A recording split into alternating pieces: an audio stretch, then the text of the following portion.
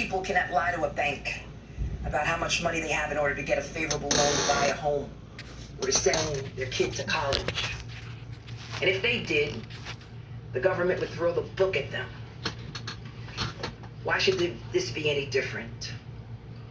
It is a tale of two justice systems, one for everyday working people and one for the elite, the rich and the powerful. Trump lawsuit brought by New York Attorney General Letitia James against the ex-president and his adult children, Don Jr., Eric and Ivanka, is the story of one flagrantly corrupt man and family, Donald Trump. But as Attorney General James said, it is also the story of two systems of justice.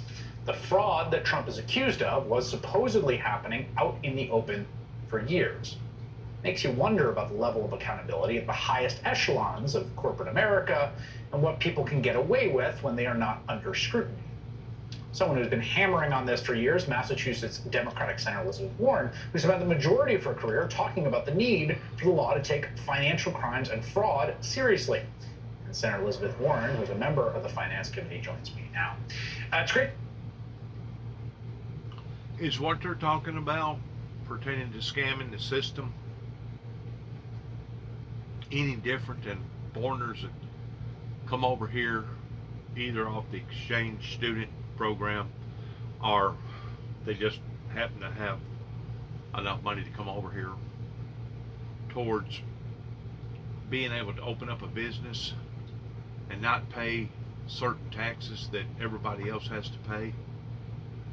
For 7 years, the government enhances this or embraces this off of the custom program. I don't know all the details about it, but I just know that I've heard it mentioned too many times about foreigners can come over here and open up a gas station, and then along about the 7th year, 6th year, 10th or 11th month, they take the same business and put it into a cousin's name or somebody else's name and basically do the exact same thing again. That's like hiring Mexicans that come from over Mexico, and then at the end of the week they Western Union all their money back over to Mexico. This government has been getting ripped off so much and so many times for so long. I'm really surprised that it is held as long as it has held, especially whenever you got multi-billionaires out there that knows exactly how to swindle the system and are doing so every day. You got many Martha Stewarts towards investors that has basically got stinking filthy rich just off of Wall Street alone. Many, and I'm talking about millions and probably hundreds of millions. And they're not all here in America, naturally. They're in other parts of the world, but they're swindlers. And they're swindling their way towards wealth, and they're coming out on top while the rest of us comes out on the bottom. Please listen to this. This is sickening. It's great to have you, Senator. I was thinking of you as I was watching that today because your start was in bankruptcy law, where there really did feel like there were two systems. You know, if you were just an average working day person, what bankruptcy did look like, and if you're a big corporation trying to get rid of your pension or screw your labor union. And this does seem like a perfect example of this kind of twin systems of justice, particularly around finance and financial crimes. Mm-hmm. You know, though, this is why I have such great respect for Attorney General James. She's someone who just said, no, the law applies equally to everyone. No one is above the law, including former presidents of the United States. And I have a lot of respect for that. I think that's the right way to handle this. There was some other news today I wanted to get your reaction to before we turn to that big Fed announcement today. And that is news that Ginny Thomas, the wife, of course, of Clarence Thomas, will actually be meeting with the January 6th committee. They have agreed to an interview. I know that you've said before, including on this program, that Clarence Thomas should recuse himself from any Supreme Court cases having to do with January 6th because of Ginny Thomas's involvement. Are you happy to see that she will be talking to the committee? Of course I am, but I really have to reiterate the rest of it. Not only is it the case that Clarence Thomas should be recusing himself, this is just more evidence of why it is that we need ethics rules that are the law and that apply to the United States Supreme Court. You know, conflicts of interest, having a family member that may be engaged in a matter that's before the court.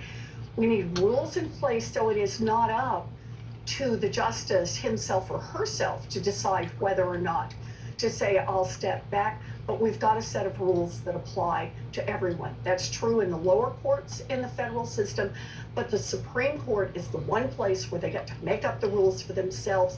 I think that is wrong. We need legislation to put a stop to it. Yeah, just so folks, if they don't know it, there's a judicial code of conduct that's binding on lower court judges, for federal judges, but at the Supreme Court, if your own son or daughter say we're arguing the case, you wouldn't have to recuse yourself. You would think public pressure would make you do it, but right now, you could just go ahead and just listen to the case. That's exactly right. Or if you had a financial interest, or you had a spouse that had a financial interest, or if you had taken free vacations from somebody who had business in front of the court, all of it. Yeah. And what right now, the rule is, hey, to each of the 9 justices, it's up to you to decide when to step back and when to go forward. And I just think that's wrong. I think it's wrong across the board.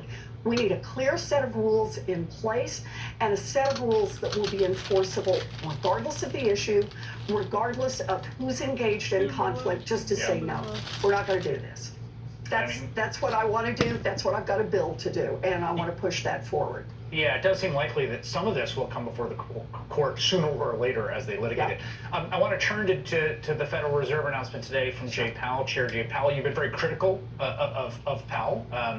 Powell announcing today, along with the rest of the Fed, another interest rate hike, 75 basis points, that's 0.75%. This is what the chart looks like of what's called the federal funds target rate, which has been going up and up and up. You see that little blip there at the bottom, going almost straight up, asymptotically. They say, look, inflation is the highest it's been in 40 years. It's not cooling down. Assumptions are beginning to become embedded in the economy. We will end up having a harder time getting it under control. We have to get this under control now and hike rates no matter what it takes. What do you say to that? So look, don't treat this as, well, they've done it before, so now it's business as usual. We have to stop and take a deep breath here. These are extraordinary rate increases, and there have been 3 of them now back to back with this cumulative effect. My concern here is that the Fed just has one tool in its toolbox, and it's the interest rate tool.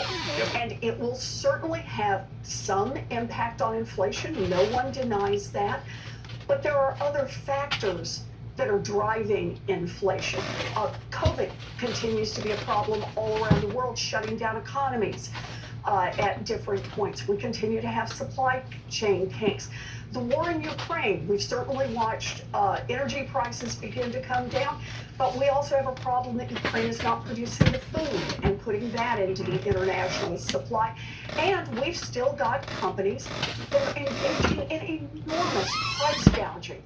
So I have asked Chair Powell in open hearings, can your rate increases have any influence on those? And his answer is, nope, can't do anything about them. So what's going on here is that Powell is using the one tool he has, which also will have the effect of driving up unemployment across the country. Estimate on this latest one is somewhere around 1 million jobs that could be lost from this. And that's people, that hurts. I get it. High prices are a problem. And we need to deal with those high prices, but we deal with them by attacking COVID, by attacking the supply chain problems. We deal with them by pushing on the corporations and calling them out for price gouging and even prosecuting them if they break the law, but not by continuing to use extreme increases in interest rates that are going to put people out of work. We have to remember, high prices, yes, very painful. But do you know what's more painful than high prices and low unemployment? It's high prices and high unemployment, and that's where I'm afraid we're headed. This is the big, I mean, the soft landing is what everyone wants, right? Which is that inflation comes down, whether through a mix of interest rate hike. Most everybody has some extra money set aside for a nest egg just in case of a rainy day. I remember going to elementary school, and that was one of the things that they taught us pertaining to mathematics. That you can't just spend every dollar that you make, that you need to save a little. But the point that I'm trying to make is this: whenever OPEC, whenever petroleum made another move right either at, during, or after the war broke out in Ukraine, all that done was exacerbate the problem that put a great deal of people where they are right now pertaining to price hikes. We want to look at smaller corporations and how that they're taking advantage of the civilians, which is true. But what has driven the whole initial ball game up that has put us where we are right now? It was out of fear pertaining to the war in Ukraine. It was out of retaliation pertaining to war in Ukraine. And it was out of OPEC, or the oil producing petroleum companies, that thought, wow, this is the way that we can do it again. You know, we've gotten away with it towards doing it again and again and again. Let's do it now on a bigger scale, on a global scale. And there's so many people now that relies upon to fuel, and that's the way that most of commerce is transported, other than through either rail or ship. And it has had a profound effect upon to world affairs towards the way that they have gouged the American people. And there's no doubt we should be off of a petroleum crude oil and be more relying upon alternative energies pertaining to solar and wind and battery and electric cars, etc. But you got to do it in a practical way.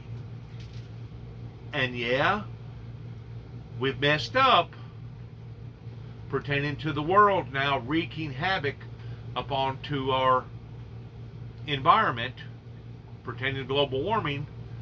But at the same time, you can't just turn one spigot off and turn another spigot on. It's not like you can flip a switch and turn this switch off and all of a sudden turn this switch on, because, you know, in trying to make up for this lost time, this lost decision making that had been basically bamboozled. It was the oil industry that got bamboozled. First of all, that they wasn't damaging the earth. It was the oil industries that basically thought that they could do whatever that they wanted to do. And now there's enough people that it's gotten loud enough and strong enough that now they're listening. But you can't erase what you've already done. You set this thing a sail 30, 40 years ago in the wrong direction, that you should have been using better sense with technology and science and evolving into different things, and knowing that we could do things in more of a practical way. They should have done. We're 30 to 40 years behind but you just can't do it overnight. And we have seen the petroleum products do this again and again and again, and this time, between that, fear, greed, the war in Ukraine, fertilizer. I mean, I know a lot of these farmers around here in this area, they're saying that they're going to be lucky if they break even. They're going to be lucky because the yield has been way, way down in comparison to what the yield ordinarily is. And it's going to put a lot of them, if it don't put them in the red, they ain't going to make a dime towards being able to buy new equipment and substitute for other better things out there that they was probably hoping for, but they're not going to be able to get this year. Unbelievable, the situation that Satan, the Luciferian Lucifer, has put this world off into. Rate hikes and the kinks working out of the system. Growth remains stable. Labor markets remain robust. All is good in the world. The nightmare scenario is the stagflation scenario, which is they hike and they hike and hike, and we also get mass unemployment and a slowing economy, and the prices stay elevated. And I share your fear about that as well, Senator Elizabeth Warren. Thank you very much. Appreciate it. Thank you. Still ahead, the weird thing that happens whenever Donald Trump is around numbers. 401ks are up 30, 40, in some cases much higher than that percent. Well, they have 90, they have 92, and they have 93%. They have massive tariffs on us, 50%, in one case 100%, in some cases more than that. We did not coordinate Michael Cohen doing that exact bit, but how Trump's pathological need to inflate every single thing could lead to the end of his real estate business, with a bonus clip of an old Thing 1, Thing 2 episode to demonstrate. That's next.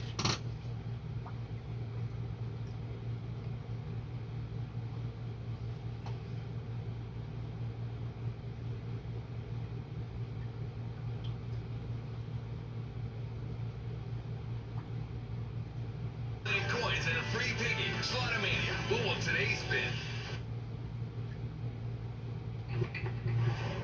As we've said, the allegations against Trump are not exactly surprising, given what we have all seen of his behavior over the years, especially when it comes to inflating numbers. There's something he does almost pathologically. We've documented here time and again when he was in office. Like that time he struck a big arms deal with Saudi Arabia, and the thing just kept getting bigger and bigger every time he mentioned it. Now, the original deal was supposedly going to create 40,000 jobs. Then Trump made it bigger. I worked very hard to get the order for the military. It's $110 billion. I believe it's the largest order ever made. It's 450,000 jobs. Okay, now two things here. The $110 billion number itself, we know to be an exaggeration, but 450,000 jobs? Now that is a lot of jobs. Although I think it might sound a little better if you round it up a bit. They have a tremendous order, $110 billion. Every country in the world wanted a piece of that order. It's 500,000 jobs. 500,000 jobs. We're up to 500,000 jobs. Nothing has changed about the deal, of course, but in 2 days, we somehow went up 50,000 more jobs.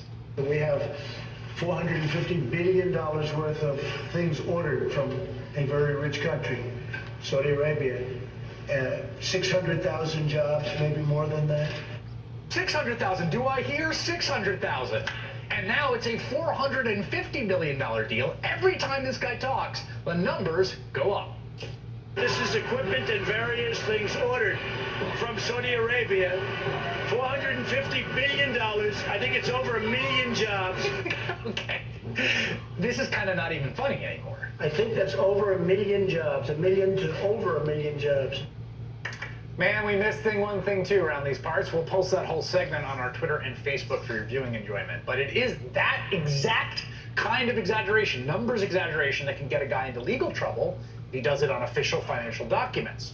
The Attorney General's office has dealt with Trump before. When we return, the amazing story of the fraudulent Trump Foundation. Don't go away.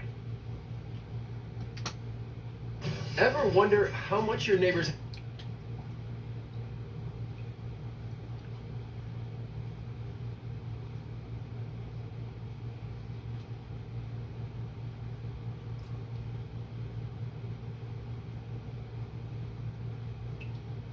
ex-president, his company, and members of his family of widespread fraud. This is actually the second time that a New York Attorney General has moved to take down a Trump institution.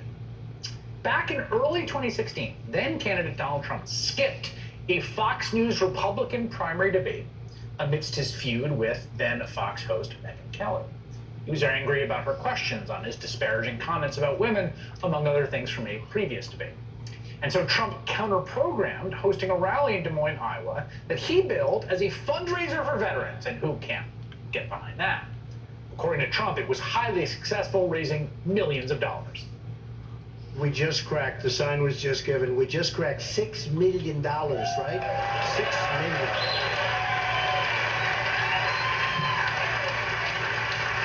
And we have outside a list of the organizations and folks that are going to be getting this money. We're going to divide it up, and they're going to get a lot of money. Everyone's going to get a lot of money. Over the following few days, Trump did deliver some of that money to various veterans organizations in the form of giant checks. As you can see in the upper left-hand corner of those checks, this money was funneled through the Donald J. Trump Foundation, his personal charity. But soon it became apparent the donations were lagging, definitely not adding up to $6 million. And so Washington Post reporter David Fahrenthold followed up with the Trump campaign to find out what happened to all that money. More than a month later, in early March only, about half of the money, roughly $3 million, had been donated to veterans charities. That was according to a summary released by the Trump campaign in response to inquiries from the Washington Post. So it certainly seemed like Donald Trump had cheated veterans out of millions of dollars, $3 million. And so David Fahrenthold kept investigating. It took nearly 3 more months, a lot of public pressure from Fahrenthold and others in the media, for Trump to confirm that all the money had finally been given out. The money's all been sent. I wanted to keep it private. If we could, I wanted to keep it private because I don't think it's anybody's business if I want to send money to the vets. But I will say that the press should be ashamed of themselves. And on behalf of the vets, the press should be ashamed of themselves. They are calling me and they are furious because I sent people checks of a lot of money, and we're going to give you the names right now, which is what you want. And instead of being like, thank you very much, Mr. Trump, or Trump did a good job, everyone's saying, who got it, who got it, who got it? And you make me look very bad. I have never received such bad publicity for doing such a good job. But that was just the beginning for David Fahrenthold, who continued to investigate the charity organization that had been the kind of means by which this money was given. Over the next several months, he revealed a slew of apparent abuses by the Trump Foundation. The details were crazy. Fahrenthold found that Donald Trump used money donated to the foundation to buy himself a $12,000 football helmet signed by star quarterback Tim Tebow. In 2007, Trump spent $20,000 of the foundation's money on a 6-foot-tall portrait of himself that he hung at his resort in Miami.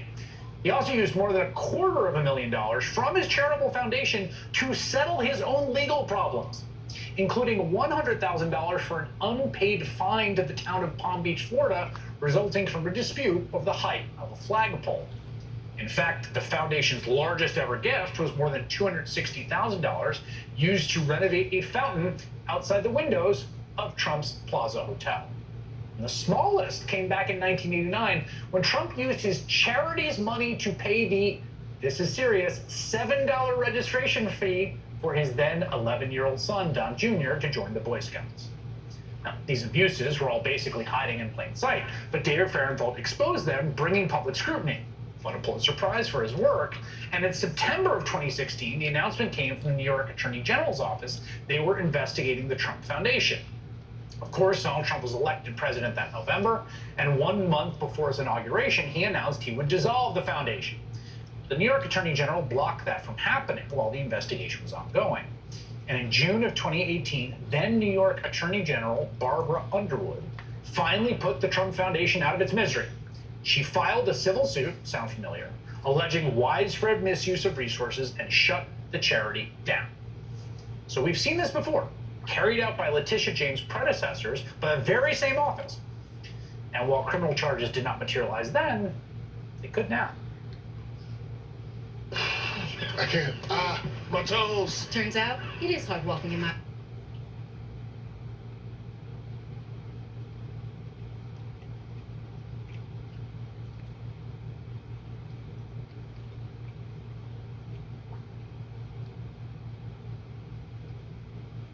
or an immunologist.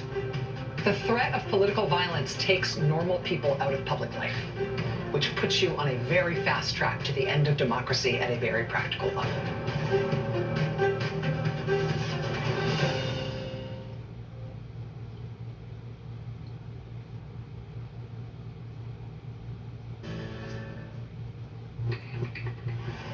It has been a rough day on the legal front for Donald Trump because in another blow, tonight there is breaking news on the investigation into the classified documents that Trump stashed at his retirement home at Mar-a-Lago. A federal appeals court just before he went to air just ruled in favor of the Justice Department, putting a partial stay on the order from Trump-appointed Judge Eileen Cannon that would have prevented the government from using the Mar-a-Lago classified materials in their ongoing criminal investigation.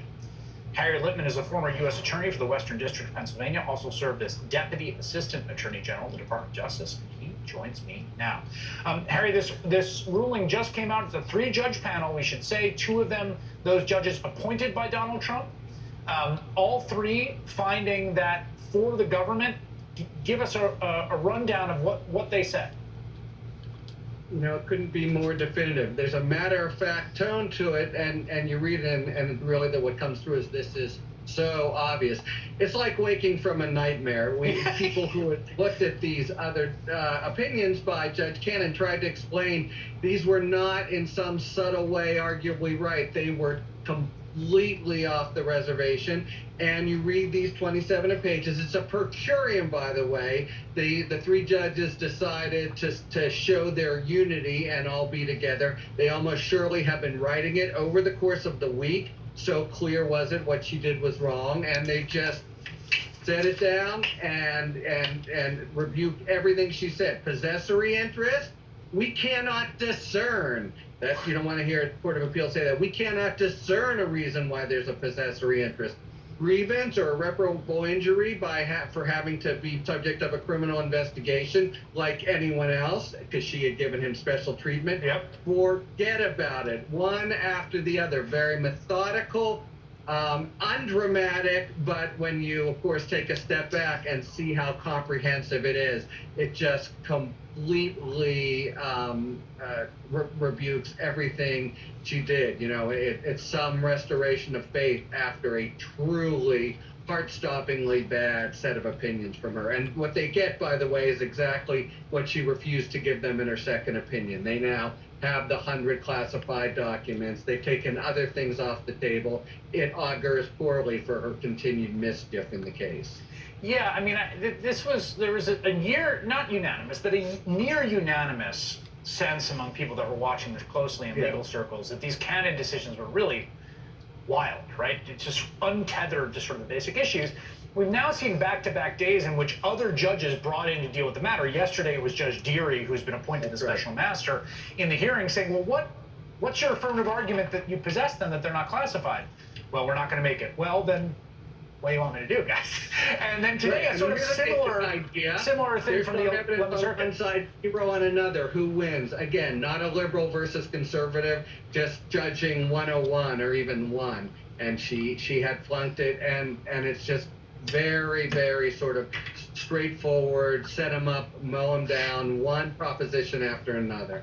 So I want to just read one point that they made that you mentioned about this idea that the extraordinariness, right, of the stay here, in order to get the stay, right, to get them to stop, to command the government to stop investigating, which you said and others said, look, this just never happens. And every defendant, who he's not even defended yet, he's not been indicted, but everyone being investigated would love for a judge to find that there's irreparable harm in them being investigated. Here they say, no doubt the threat of prosecution can weigh heavily on the mind of someone under investigation.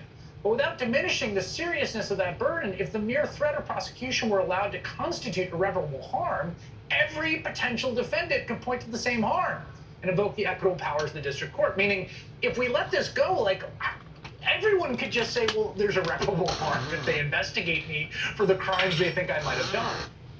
And here's what's significant. When she said otherwise, she made a big point about Trump's special status as a former president, and people really revolted at that because it was such clear, unequal justice. Their quote there just gave a regular case. He's like anyone else. Again, they could have slapped her around more harshly, but they didn't need to. It was a implicit but very strong rebuke to her idea of giving special treatment to the former president. So the question now is where this goes. My understanding is that these are not, they can't get an en banc review because it's a stay. So as a procedural matter, the only place to go is to SCOTUS, right? To preserve Judge Cannon's ruling. And I wonder if you think they'll pursue that. You know, it's a question of delay because it's not a fruitful idea. And right now, the linebackers are frozen. So unless the Supreme Court would reach down and undo the stay pending review, the change has come. Right. So I don't expect that to happen. I think what really matters now, this was just give us a stay so we can go forward on this important aspect. But there's the whole huge, 1,000+ documents that are by no possible conception his.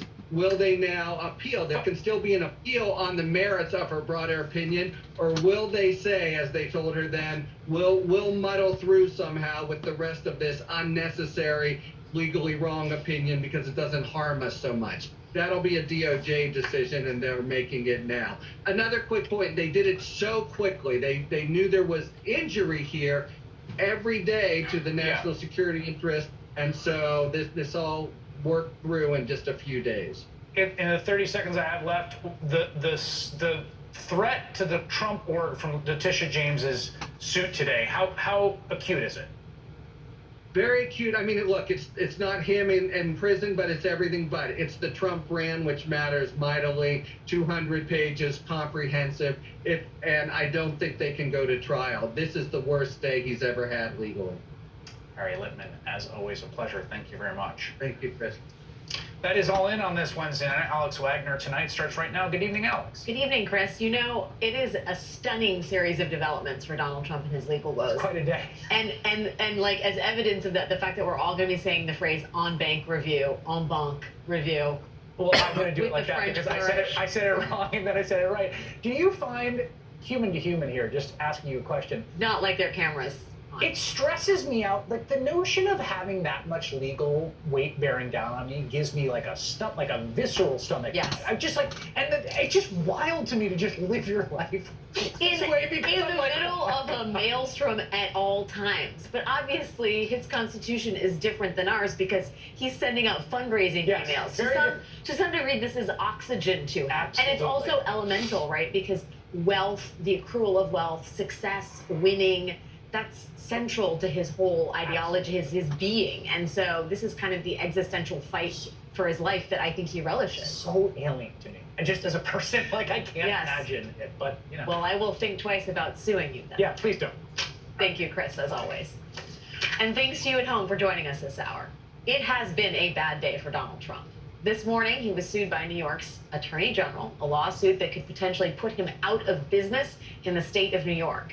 And tonight, just in the last few hours, Trump has suffered a legal setback in a different case, the one regarding the materials seized from his Florida beach club. An appeals court has ruled that the Justice Department can have access to roughly 100 highly sensitive classified documents that were taken from Mar-a-Lago. Trump has been arguing that all the documents seized from his club are his personal property, and that if the FBI found anything classified in there, well, Trump magically declassified it when he was president, even though he has no record of ever having done that. Trump got a lower court judge, Eileen Cannon, who he appointed, to agree that a special master should go through all the documents. And in a ruling that was widely ridiculed, Cannon said that while the special master is going through all those documents, the Justice Department is not allowed to look at the classified documents or to use them in a criminal investigation into Trump having the documents at his beach club in the first place. But tonight, 3 judges on the 11th Circuit Court of Appeals, 2 of them Trump appointees, have brushed back that lower court judge, Eileen Cannon, and said that yes, the Justice Department can indeed have access to those classified documents after all. The judges write in their opinion, quote, For our part, we cannot discern why plaintiff Trump would have an individual interest in or need for any of the 100 documents with classification markings. A person may have access to classified information only if, among other requirements, he has a need to know the information. This requirement pertains equally to former presidents. And as to Trump's argument that he secretly, magically declassified the documents at some point, the judge is right, quote, the declassification argument is a red herring because declassifying an official document would not change its content or render it personal. So even if we assume that plaintiff Trump did declassify some or all of these documents, that would not explain why he has a personal interest in them. This ruling is really a pretty full-throated rebuke of Eileen Cannon's ruling in Trump's favor. And it also seems like it allows the Justice Department to immediately resume its investigation into Trump for hoarding these classified documents in the very first place. Joining us now to help understand all of this is Barbara McQuaid, former U.S. Attorney for the Eastern District of Michigan. Barb, thanks so much for joining me and helping us all decipher the import of this most recent. Regardless of how you look at it, the bottom line is that the United States government, for some reason,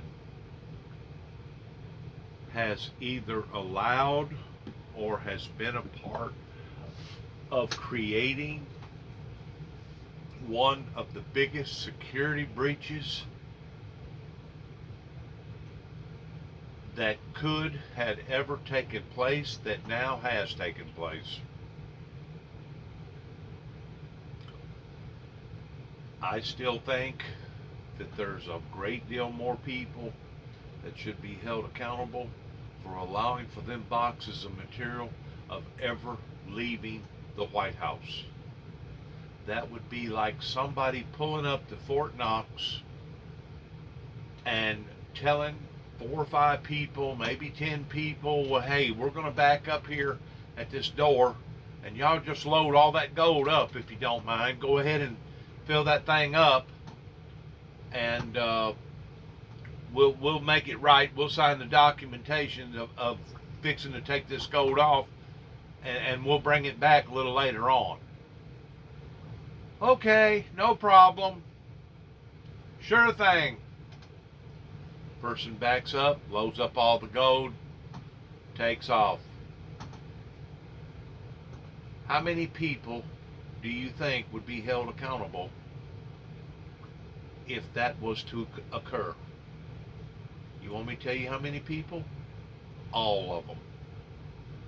All of them is there to protect the interest of Fort Knox pertaining to it belonging to the United States government. And to me, this is a breach that a whole lot of people should be held accountable for ever allowing for those boxes of material to leave to begin with. It's beyond words. It's really sad. From the 11th Circuit Court of Appeals, it seems like a very big win from the Department of Justice. It seems like, to the casual observer, a rebuke of Eileen Cannon down in the district court. How did you read all of this, and what happens next? Yeah, same.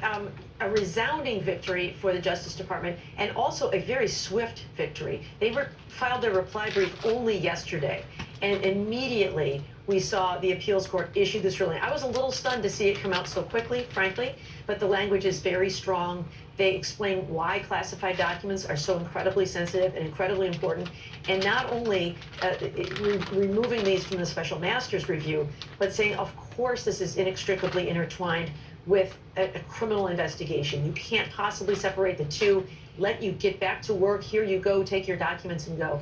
I would imagine this will take effect immediately. Now, Donald Trump has some options here. He could file an appeal, as you were just mentioning, with the full 11th Circuit Court of Appeals. That's an en banc review for the full court to look at.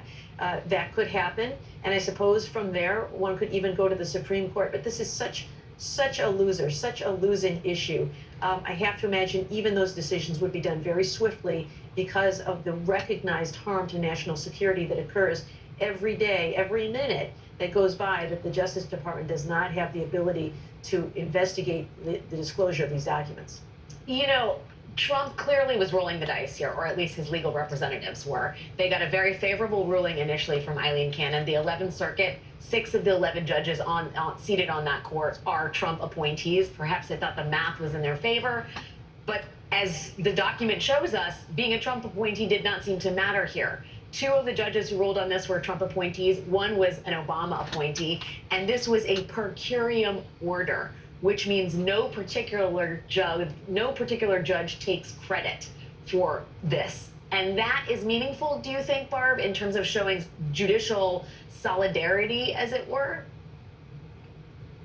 I don't know their motive in doing that, but I think it does. You know, to the extent people like to think of the world as Trump judges or Obama judges, it's a great moment for the rule of law that the courts held. You know, we saw this back in the 2020 election when all of these frivolous lawsuits, baseless lawsuits, were being filed all around the country to try to get the election thrown out in various states. And the courts held in 64 lawsuits, the Trump team failed to succeed in these frivolous lawsuits. And that's because our courts held, even at Trump appointees. And so I think it's really heartening to see here, once again, you know, we had that bump in the road with Judge Cannon. I don't know what her motives were, but she issued what, you know, really seemed like a nonsensical opinion. And now to see these 3 judges, 2 of whom are Trump appointees, you know, completely reject those frivolous arguments, I think is a very reassuring day for the rule of law. And we like to hear that. So if, in other words, if Trump's team does not make another move, the Justice Department could have these classified documents back in their possession. Well, they are in their possession, but they could begin continuing to use them. And also the intelligence community assessment, ODNI, that investigation, that assessment could continue as well. Very important for national security. Barb, in a minute, I want to get your thoughts on the other major news from Trump legal world that's happened today. So hang with us, if you might. It is hard to recall now, buried amid so many years of outrage and scandal in the Trump presidency and post-presidency. But before Donald Trump even entered the White House, practically the very first thing he did after getting elected in 2016, first thing, almost, was to pay out $25 million to thousands of people who claimed he had defrauded them. This was just 10 days after his election. Thousands of former students at Trump University accused him of running a scam, saying the whole university was a grift, a money-making scheme. And joining all those students was the New York Attorney General's office, because Donald Trump had been running this scam university out of New York. And the Attorney General basically stepped in and said, nuh-uh, not in my state. So Trump had to pay up, and Trump University is no more. A couple years later, the New York Attorney General's office came for Donald Trump's sham charity. The Trump Foundation was ostensibly Trump's charitable organization, but the New York AG alleged that it was basically a Trump slush fund. Trump used it for campaign stunts, like handing out money to veterans charities, even though he wasn't actually giving much money to veterans charities. He used the charity to settle hundreds of thousands of dollars worth of legal problems. He even used it for the charitable cause of buying a $10,000 giant portrait of himself to hang in one of his golf clubs. Do you remember this? The New York Attorney General got that fake charity shut down, accusing it of engaging in, quote, a shocking pattern of illegality. Trump then had to pay $2 million to actual charities. So if you're sensing a theme here, you're not off base. It's all scams, frauds, university, charity. In that vein, it could make sense that Trump's entire business might be run on scams as well. And that is what is alleged in today's sprawling 200-plus page lawsuit by, once again, the New York Attorney General. Today, AG Letitia James accused Donald Trump, 3 of his children, and his company of having, quote, engaged in numerous acts of fraud and misrepresentation in representing the value of Trump's assets. Inflated values they then used repeatedly and persistently to get more favorable loans and coverage from banks and insurers. In doing so, James said, they, quote, violated a host of state criminal laws over a period of 10 years, from 2011 to 2021.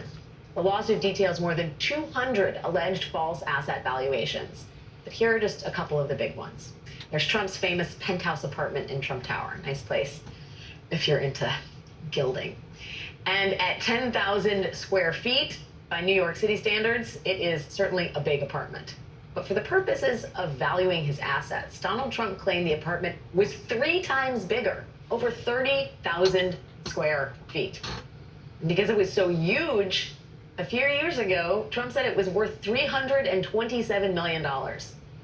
Trump's own chief financial officer admitted in testimony to Letitia James' office that that valuation of Trump's apartment amounted to an overstatement of, quote, give or take, $200 million. Just for context here, the most expensive apartment on the market in New York City last year was listed for $169 million. Trump said his apartment was worth almost double that 7 years ago. Nice try, Donald Trump. And then there's Trump's Florida Beach Club, Mar-a-Lago. To get tax breaks, Trump signed on to all kinds of restrictions on what could and could not be done with that property, which included a prohibition on turning it into residential real estate. Even under those restrictions, the club was worth a cool $75 million. But when it came time to assess its value as one of his assets, Trump pretended none of those restrictions existed, and the whole place could be developed and sold for residential use. He said Mar-a-Lago was worth not $75 million, but $739 million, literally 10 times its value. This investigation revealed that Donald Trump engaged in years of illegal conduct to inflate his net worth, to deceive banks and the people of the great state of New York. Claiming you have money that you do not have does not amount to the art of the deal. It's the art of the steal. And there cannot be different rules for different people in this country or in this state. And former presidents are no different. Letitia James said today that Trump's conduct appeared to violate not just New York law, but federal law as well, specifically laws against bank fraud. And she says there may have been tax violations as well. So she has referred the evidence to SDNY, the U.S. Attorney's Office in Manhattan, as well as to the IRS. But even if no federal charges come out of this, the New York AG has the power to impose severe consequences on Trump and his business. After all, that office already essentially shut down Trump's sham university and his fake charity. James can't criminally indict Trump, and she isn't explicitly seeking to dissolve the Trump organization the way the university and the charity were. But she is seeking to bar Trump and his children from ever running a business in New York again, to bar them from getting loans or acquiring real estate in New York for 5 years, and to recover $250 million in allegedly ill-gotten gains. That is no small sum. Put all of that together, and this lawsuit has the potential to put the Trumps out of business in the state of New York. Joining us once again is Barb McQuaid, former U.S. Attorney for the Eastern District of Michigan. Barb, thanks for staying with me. What do you make of the strength of the AG's case here? It's what do we have? She cites 10 years of Trump statements on his wealth. This is a scathing document that she clocking in at 222 pages. How strong is this given the sort of bar in terms of standard of proof for a civil case? It looks incredibly strong to me, Alex. This is not the Cliff Notes version of allegations. This is detailed, more than 200 pages, detailing all of those fraudulent claims, some of which you just highlighted. And, prosecutors love cases like this because they're built on documents as opposed to eyewitnesses. Witnesses can fall apart later because their observations can be impeached, their credibility can be undermined on cross-examination, but documents don't forget and documents don't lie. If you show in one document that an asset was valued at one number, and then in another document the asset is valued at another number, those inconsistencies can really only be explained by, were you lying now or were you lying then? Some people steal money with guns, some people steal money with lies. These were sophisticated schemes, but at the end of the day, it's really just about stealing money. And I think the documents lay out the case in great detail. You asked about the standard of proof. In a criminal case, of course, the standard is guilt beyond a reasonable doubt, which can be a very high standard and sometimes very difficult to prove, especially when intent is an element. But here in a civil case, the standard is only preponderance of the evidence, which is just 51%. And so with that standard and this detail and those documents as evidence, I like her odds. Well, to that end, Trump and I believe Eric Trump had to testify, answer questions about his net worth under oath. That was in August. Both Trump and his son, Eric, took the fifth over 400 times. I think Trump took it 440 times. Eric took it over 500 times. That is meaningful in a civil case, is it not? And with all of the documents, the aforementioned documents we just discussed. It is. You know, all of us have a Fifth Amendment right to avoid answering questions that might incriminate us in a criminal case. You know, that if they answered questions in a civil case, a criminal prosecutor could obtain those transcripts and then use that as a basis for a prosecution. So we all enjoy that right. And if this were a criminal case, those statements could not even be introduced to a jury. They couldn't even know that the person had invoked their Fifth Amendment right against self-incrimination. That is not true in a civil case. A jury may draw an adverse inference from the fact that someone invoked their Fifth Amendment right. And so the jury would be told, when the person was asked whether they have an honest explanation for these allegations, they invoked their Fifth Amendment right against self-incrimination. So that can be a powerful inference in those cases. You know, it doesn't make the whole case, but if you've got other evidence that tends to show evidence of a crime, and then the person stands silent in the face of those accusations, that alone can really be that tipping point to put you over that 51%. And we now also know that the SDNY, the Southern District of New York, and the IRS, this case has been referred to them. They are not giving up any information on that, but we will be eagerly awaiting developments on that front as well. Barbara McQuaid. In other words, what she just said is that it can prove that you do have something to hide because you're pleading a fifth that can throw over the top of realizing that this person is guilty of what they're saying that this person is guilty of. It's unbelievable how the rich and the powerful truly believe that they are above and beyond the regular pretenses of the normal citizens here in America. And of course, if we're seeing that here, God only knows what goes on all over the world pertaining to the powerful and the rich and the elite that take advantage of, you know, playing the lie game, the money game, and like she just said, you know, you got your average crook that holds people up with a gun are now the computer versus a smart crook. But at the end of the day, a thief is a thief. At the end of the day, a dishonest person is a dishonest person. And this is the person that we had that had led a great deal of people in believing that the election had been stolen, knowing good and well that it hadn't. That, as far as I am concerned, should be held liable for that in which what he done January the 6th. I'm going to end right here. It's a lot of chit-chat about Donald Trump and etc. Good luck to all of us as we enter program by saying, God bless America and shalom.